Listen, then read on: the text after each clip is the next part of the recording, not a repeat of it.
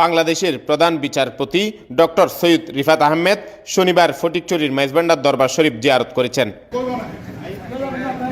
তিনি গৌসুল আজম হযরত মাওলানা শাহ সুফি সৈয়দ আহমদুল্লাহ মাইজভান্ডারী, হযরত মাওলানা শাহ সুফি সৈয়দ গোলামুর রহমান মাইজভান্ডারী, প্রকাশ বাবা ভান্ডারী, শাহ সুফি সৈয়দ আবুল বশর মাইজভান্ডারী ও শাহ সুফি সৈয়দ মঈনুদ্দিন আহমেদ মাইজভান্ডারীর রওজা শরীফ জিয়ারত করেন।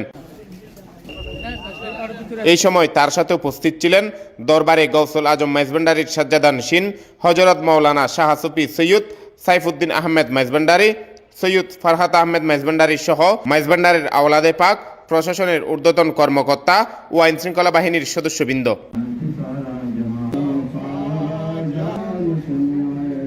হঠাৎ মাইজভান্ডার সফর সম্পর্কে গাউসিয়া রহমান মঞ্জিলের তত্ত্বাবধায়ক শফিকুর রহমান মেম্বার বলেন, মাননীয় প্রধান বিচারপতি মহোদয়ের বোনের শ্বশুর বাড়ি মাইজভান্ডার, মূলত পারিবারিক সফর ও মাইজভান্ডার দরবার শরীফে জিয়ারত করতে তিনি এসেছেন।